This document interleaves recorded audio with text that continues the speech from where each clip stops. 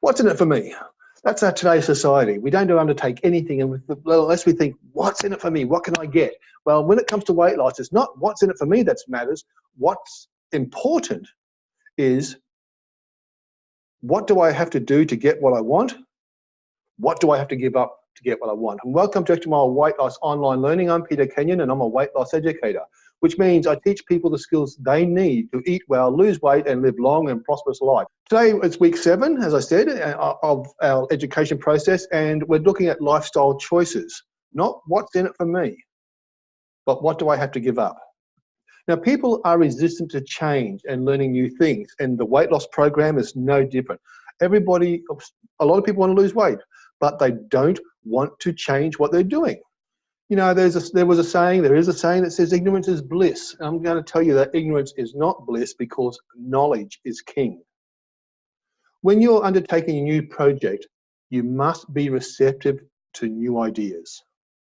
You've got to take your knowledge blinkers off and start listening to other people. After 25 years, I've seen many people lose weight successfully. But having seen so many people lose weight successfully, I've also seen the statistics that relate to people becoming overweight, and those statistics are increasing. People are still becoming overweight. Over 64% of the population is overweight. That's over 70% of men and 56% of women are overweight. But the really scary statistic is that presently over 25% of our children are overweight or obese. Now, do you remember when Australians were described as bronze, lean and strong? I may be showing my age, but yeah, I remember when that was the image we put forward to the world. You know, we were a sporting nation. But now we tend to sit idly in a chair, checking out Facebook, watching YouTube for funny, cute little cats, and downloading movies and series that are on TV. Now, we're turning into a nation of spectators, happy to sit on the sidelines, watching others achieve things. When did this change begin? And who can we blame?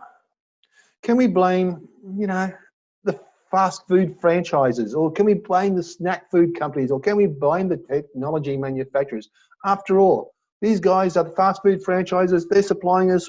We eat there 2, 3, 4 times a week because we're just so busy we can't find the time to cook. We go shopping, we load up our shopping trolleys with chocolate biscuits and Diet Coke and cans of Coke and cans of soft drink and ice cream, and because we're busy and it's just convenient foods. And there's technology manufacturers where we sit for hours being absorbed by what's on the screen in front of us, big or small screen. Can we blame these people? Well, no. To be honest with you, the fast food franchises only exist because we frequent them. It's our frequenting them too often that is the problem. Same with the snack food companies. They only supply what we buy. It's us buying these things too often that is the problem. And the technology manufacturers, we can't blame them. That's just, these are all just businesses.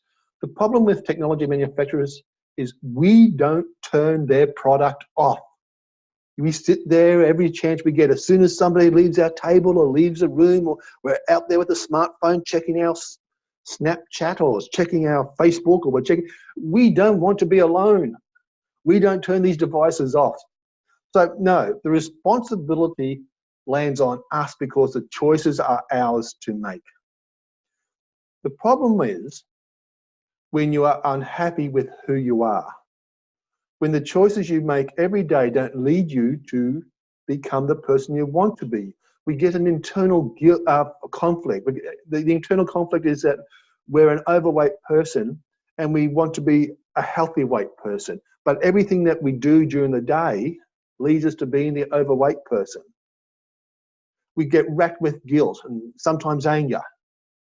What can we do with it?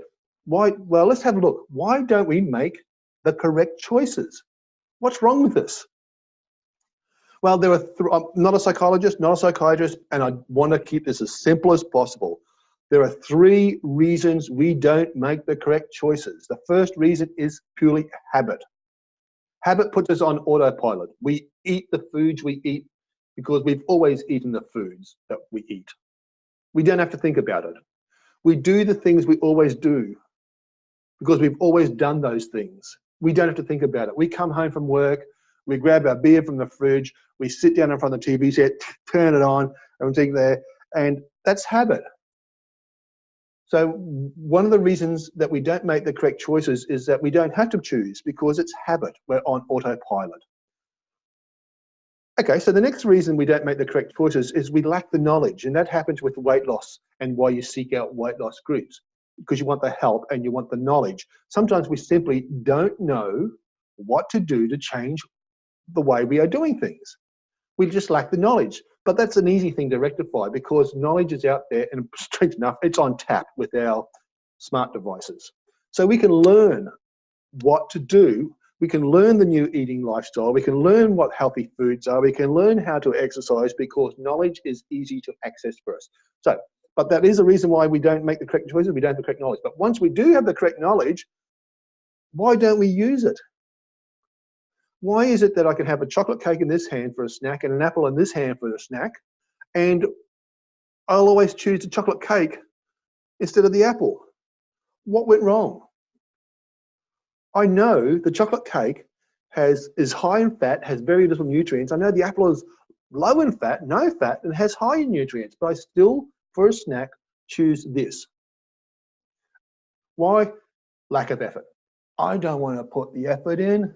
It's so much easier for me to just sit there and have the chocolate cake because it tastes good and it satisfies my, what does it satisfy?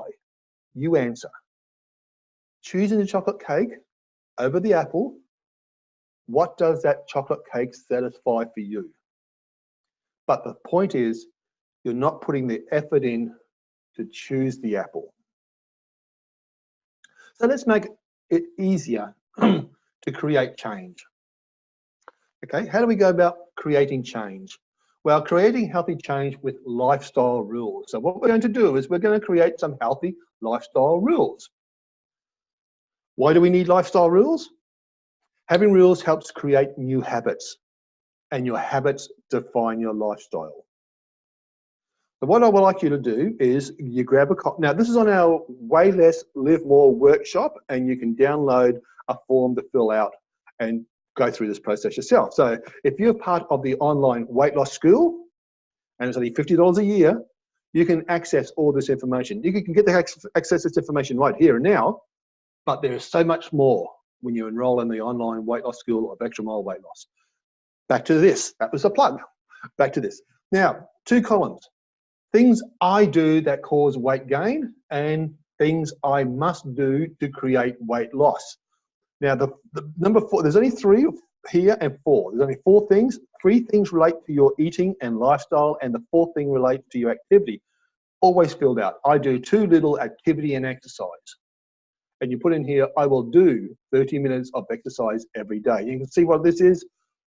There's the thing that causes weight gain. Over here is the opposite thing that causes or creates weight loss. So what I want you to do is think about the 3 things that you do that cause weight gain. And I'm just going to fill this in as an example. The first thing is I eat too many cream biscuits. The other thing I do is I eat in front of the television at night. Or maybe I just drink too much red wine. In the other column, you place your opposite thing. So whereas I eat too many cream biscuits, I only eat fruit as snacks. I eat in front of the television at night. I don't eat in front of the television. I drink too much red wine. I only drink on weekends. So you can see what it is. It's the opposite. These down here become your 4 rules for your lifestyle. I only eat fruit and snacks. I don't eat in front of the television. I only drink on weekends. I will do 30 minutes of exercise a day. They are your rules, and you keep following them every day for 3 or 4 weeks. That's how long it takes to create a new habit. And then your habit then is considered your lifestyle. You won't have to think about it anymore. Now that was creating lifestyle choices.